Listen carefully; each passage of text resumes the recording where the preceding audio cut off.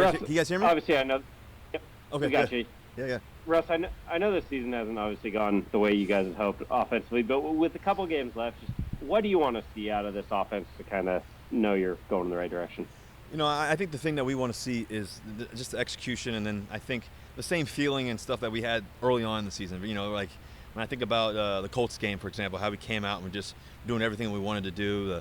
We run the ball away, we're throwing it, doing all the things we want to do there. Tempo was great. We're just getting it out. Everybody was touching the football. That would be great, and most important thing, though, man, we want to celebrate. We want to be able to go in that locker room and win together. No matter how it happens, we want to be able to win, and that's the fun part about this game when you're able to celebrate your teammates afterwards. So I think that would be huge for us. Jen?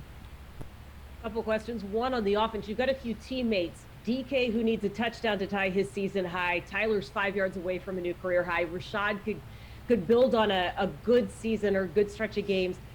Specifically, how important is it for those three and some of your other teammates to finish on a high note? Yeah, I think that's huge, and I think that for Tyler has had an unbelievable season.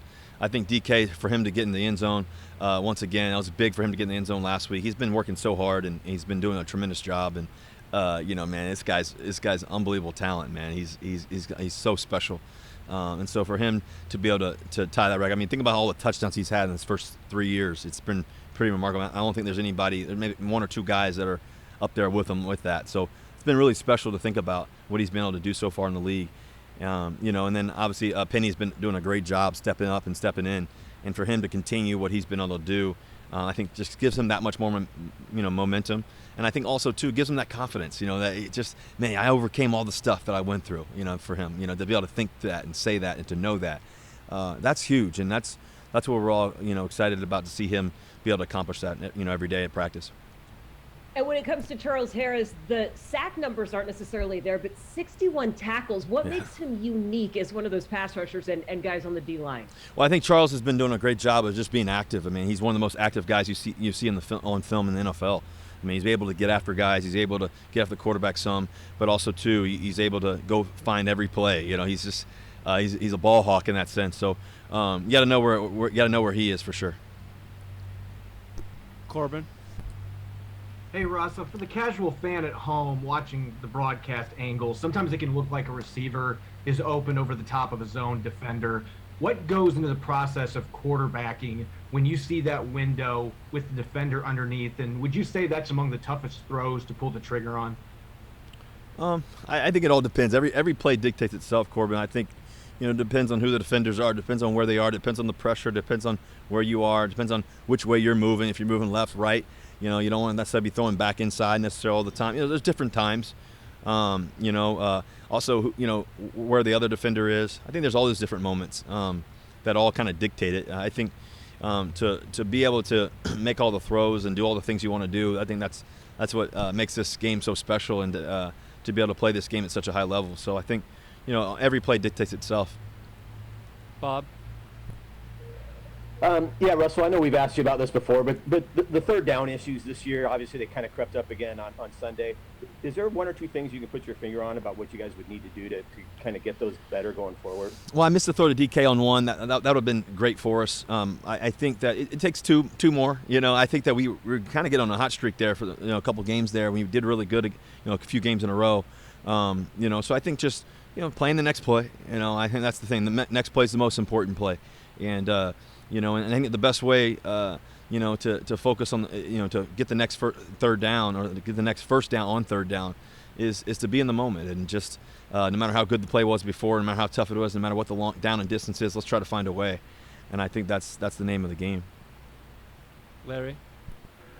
Yeah, Russ, to piggyback off John and Jen's question, how important would it be for you personally to finish strong these last two games, to kind of set a more positive tone going into the offseason, considering the injury you had and the more critiques of your performance than there's normally been, to sort of go into the offseason with a positive note? Yeah, that's a great question, Larry. I think that for me personally, and just for this team, I know that everything hasn't happened the way we've wanted it to, for every guy for the most part, and I think that for me personally, I never expected to be out for several games, and to go through what I had to go through to get back and playing again.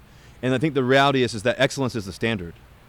Excellence is the standard that we want. Excellence is the standard that, I always think about, and for me personally, but also for this team and what we want to do and what we want to be able to do. And so I think to be able to finish strong, to focus on today and not tomorrow, the best way to focus on, the best way to be able to play well and to stay in the moment and to ignore the noise and be in the process is to focus on the day. And, so I think that's what I'm excited about, another opportunity to play, man. And one thing that I've learned in this whole process is gratefulness, just to be able to do this game and play it and to go back after it again. Michael, Sean. Hey, Russ, I think that's a few times now you've said the ideal version of this offense is the Colts game, and as you know, that was a while ago. Why is it that the offense seemingly hasn't looked like that since the very first week of the season? I think that we've had moments for sure. I think that was probably one of the best collective games throughout, from beginning to end, and middle and in between. I thought that we, that really good football team, obviously a playoff team and all that. That was a collective effort from offense, defense, special teams. I mean, the whole team. Not just us, just everybody. Everybody was on it. That was a special game against a really good football team on the road. And so that's what I mean. I think that there's a lot there that we can do and a lot more that we can accomplish. And I know that everything that we've wanted to do and set out to do isn't all going to happen this year. But I think that there's still those little wins that we can have along the way in terms of how we prepare. That's our preparation and making sure that we're preparing at the highest level, making sure that our note-taking is at the highest level, making sure that just we're enjoying the process of it all. Because, every day is limited, and so to be able to do that and to be able to do what we love in the midst of everything going on, I think is how we get right back on track. One more. One thing you said in the offseason was you were frustrated with getting hit too much. How do you feel about how that's gone this year? I think the line's been battling their butts off, man. We've been doing a great job up front. Those guys have been, kicking butt up there, and we've played some really good football teams, obviously in our division and such. And so, we've had a great season in the sense of that, and the guys have been, especially with COVID, thinking about guys in and out and all that, and you be able to see Big Jake step in and step up. That's been huge. To see Gabe, obviously this year, what he's been able to do. Dwayne's been doing a great job. To think about how talented he is. I think he's 36. He looks like he's 26 to be able to move like that. I think about obviously, what D. Lewis done for us this season, and to be able to battle all the things he's gone through, and obviously Posick. I think Posick has really stepped up in a beautiful way. How he processes the game is really, really exceptional. So that's been really cool to see. So we've been having fun. And then Kyle Fuller has had to play quite a bit too, step in, step out, and get back in there and do all the different things. Play guard, play center. So it's been a good journey. Thanks, Brady. Happy holidays, first of all. Thanks, I was man. going to ask a similar question. I think you may have said that the Colts game is the ideal version of your offense, and correct me if I'm wrong if that's not what you meant. But what about that, or whatever game it might be? Why is that? Why do you feel like that's the ideal version of your offense? Well, I think the ideal version is all the wins, all the games we won. but I think that I guess what I meant by that is that everybody was touching the football, everybody was making plays. It was fast and quick and this and that, and then also too, we were running the ball really well. We had Chris Carson in there, we had right now Penny's running the rock really well. I think that we just played really great football the whole game. And I think that we've had amazing moments. We've had amazing moments in a quarter. We've had amazing moments on a certain drive, 2-minute drive right before halves, or right at the end of the games, or whatever it may be. And I think what hopefully we can see this week and next week is 4 quarters of just excellent football. Like I said earlier, excellence is the standard, Brady, and I think that's what we want to be able to focus on. Excellence is the standard, and I think that's what has to happen. And to be able to meet that, and to be able to find that and continue to work for that. It's not easy every day, but I think to be able to know that and to focus on that would be great. Thanks. Yep. Greg. Hello, sir. Bobby Wagner was telling us yesterday that obviously there are going to be changes. There's always changes, but especially after a year like this one. What changes you think need to be made to make this team back to where it was? Well, I think first of all, I'm going to go to Bobby real fast. I think, to think about the type of player Bobby Wagner is, the consistency that he's brought to this organization for 10 years, the focus, the details, just the legendary play, the moments. When we came in this class, they gave us an F grade, told us we'd never be any good. And I remember Bobby and I talking about that and, saying that, we're going to change that. We're going to change that standard. We're going to change that thought of our class in particular and to be able to step up to the plate. And I think that Bobby's been a tremendous representation of who we are and what we've been able to do over the years. And, I think that to be able to play next to a Hall of Fame player and to be in the locker room and to be able to walk out for the coin toss every week with him is one of the greatest gifts of my career so far. And to be able to do that every day with a guy like him has been a tremendous honor. So when he gets his jacket, I'm going to be right there cheering him on and stuff like that. But I think that in the midst of it all, I think that one thing you find out about sports and what's in life and just careers in general, but sports in particular, is there's always change, there's always movements, there's all that, and the best way to predict the future is to focus on today. That's really the truth. I think that for me in particular, like I said, I'm focused on today and focus on how we can get better, how I can get better, how this team can get better, and then also too, is knowing that, like I said, once again, excellence is the standard, and I think that's what we want to be able to match and to be able to get back to where we, to winning and to championships and everything else. I know for me personally, I've always thought about it, and I've never been shy about it. For me, I want to win 3 more Super Bowls. That's been in my head, and so for me, how do we get there? How does that happen? And how do we do all that? And I think that it's a big goal if you don't believe you can do it. But I think at the same time, I think we've been, have the opportunity to, in me particular, I think about it every day, is trying to win and trying to do everything I can there. So I think the other thing too, Greg, is that what I've been focused on the past, couple weeks, really, and a few weeks really along the journey is just joy and gratitude. And I think that when you add joy, gratitude, and you add dedication to it, it equals growth, And so for me, I've just been focused on the growth of it all, and continue to learn as much as I can, continue to study the game, continue to do everything I can here, no matter what it is, continue to get here super early, continue to do all the work, continue to be dedicated to that. And as I mentioned, the only way to get to the goals that I think about every day when I wake up, those three more Super Bowls, I think that you have to have that relentless dedication, and I think you have to have that relentless focus. And the only way you do that is to focus on today and not tomorrow. And so, I'm grateful. I'm grateful every day. I think about, all the, amazing moments that we've had this season, the tough ones too, the hard ones. I think about just, over the years, how many amazing moments we've had. So I think that, for me, I'm focused on that joy and that gratitude, and the 12s deserve that excellence. The 12s deserve that. Our fans, our special fans that we have along the world. So, I think that that's just been the focus, and making sure that you focus on today and try to give everything I have today. That's all I know, and that's all I've ever known. And so that's the goal. That's the focus. Do you believe you can win those 3 Super Bowls with Seattle Seahawks in the direction that's in right now? I hope so. Obviously we can't do it not being in the playoffs right now, but right. But I think that I think that most importantly is it takes a lot of effort. It takes a lot of things. It takes a lot of a lot of pieces, and I think that we have a good amount of those pieces, and a lot of them. And I think that it's been a tough season, man. It's you think about guys like Jamal Adams. You lose a guy like that. You lose some other players that we've had along the journey.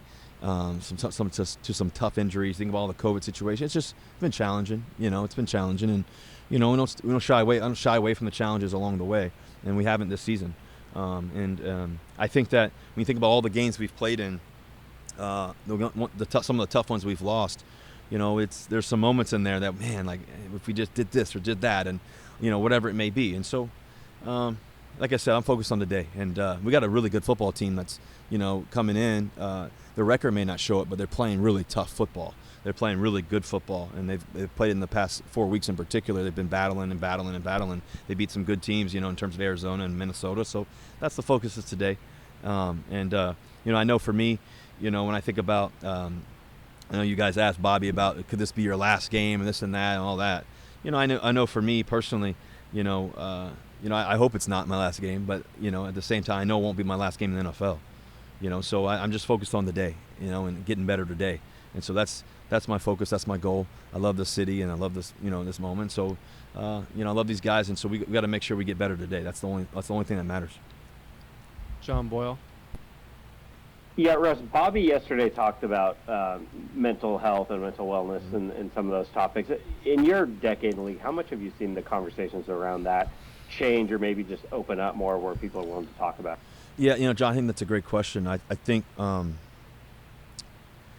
what I've seen over the years, when you come into the NFL, even in college and everything else, it wasn't really talked about. It was one of those things that everybody shied away from, and nobody really wanted to talk about their issues or their problems or their thoughts or their worries or concerns, their fears, their goals, their missions, all that. As you guys know, I was fortunate to be around somebody for 10, 11 years that was able to help me with that every day and give me that perspective in terms of Trevor Moawad. And also, too, I've had some amazing people around me. Obviously, my mom, my dad, and I think just my faith. I've had amazing people around me, Tim Grovers of the world as of late, and different people to get through journeys and trials and everything else. I think that what has happened along the journey, as you've seen it with some amazing athletes and tremendous leaders of the world in terms of sports icons, is that they've opened up their hearts and their minds to others, so that way others can grow. And I think that's what's been so inspirational, and I think that's what's been so such a building block for change and growth. And I think that's what's really important, is for us to know that, we all have challenges, we all have struggles, we all have disappointments, we all have fears, we all have concerns, we may all have sickness at one day. We don't know. And I think that the best way that we can grow as a culture, as a community, as teammates, as family members, as loved ones, is to be able to communicate, to be able to challenge and encourage and lift up. And I always talk about limitless minds, but it's so true. And I think that being able to be neutral in the midst of everything that's going on, and to know that, there may be some tough days that we've experienced, and there may be some tough days ahead, but there are better days down the road. And that's what I fundamentally believe. And I think to be able to communicate that, in Scripture it talks about just the power of the tongue and speaking life, and that to be able to speak life in situations, and I think to be able to speak that into teammates and people and our loved ones, our wives, our husbands, our boyfriends, girlfriends, our kids, our children. Every day I wake up and I get to see Future in the morning. And I tell him, hey, be a leader today. He's like, all right, Dad, I'll be a leader. Sienna, same thing. And just to remind her who she is and who she's going to be. So I think that's a critical part to it too. We can help establish that as parents early on. I think that we can start talking about those things early on and give them visions of who they're going to be and what they can be. And I know my mom, my dad, I was fortunate to be around two amazing parents that were able to give me that every day. And if we don't have that, hopefully people like myself, people like Bobby, amazing leaders, and people like that, where they're athletes or business leaders, or maybe it's our teachers and people that have inspired me before. I've had some amazing teachers that have been along the way, from college when my dad was on his deathbed, to somebody who helped encourage me, to middle school, to Booker Corrigan, Scott Corrigan, who said some amazing things to me that helped gave me perspective. So you have these different people along the way that can give that, and so hopefully we can continue to talk about that and talk about growth. All right, two more. Corbin? Hey, Russ, I'm surprised I'm the first one to bring this up. John Madden passed away a few days ago. Did you have a prior relationship at all with him, and what did he mean to you, being one of the top quarterbacks in the NFL? Well, it's there's a time and place for everything, and every time you lose somebody, whether it's a family member or somebody or somebody that's such a influential person like John Madden, what he meant to the game of football.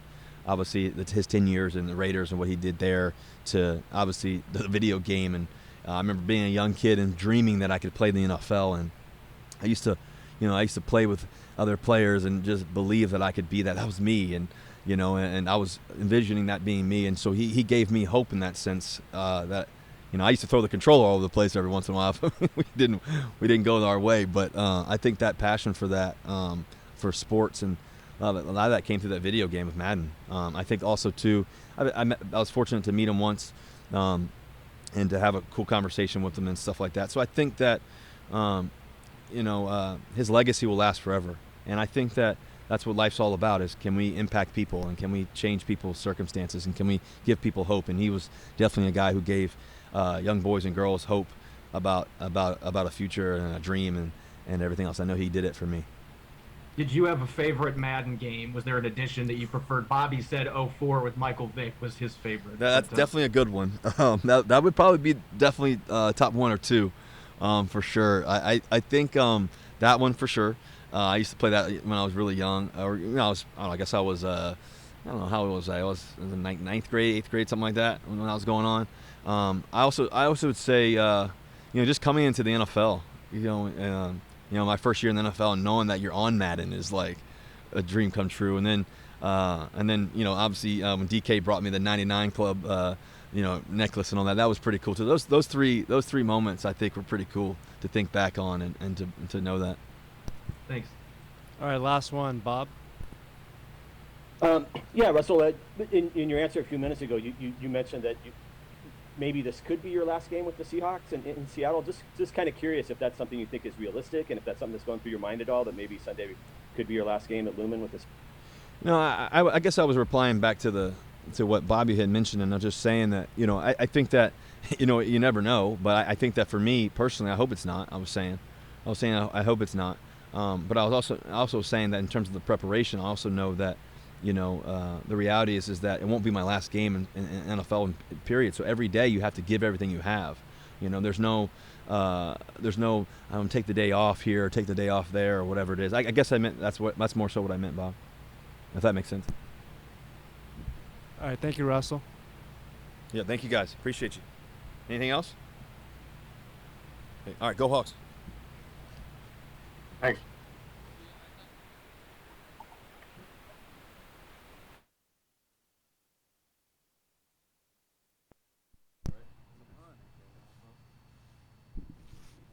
All right, D. Eskridge is up. John Boyle, you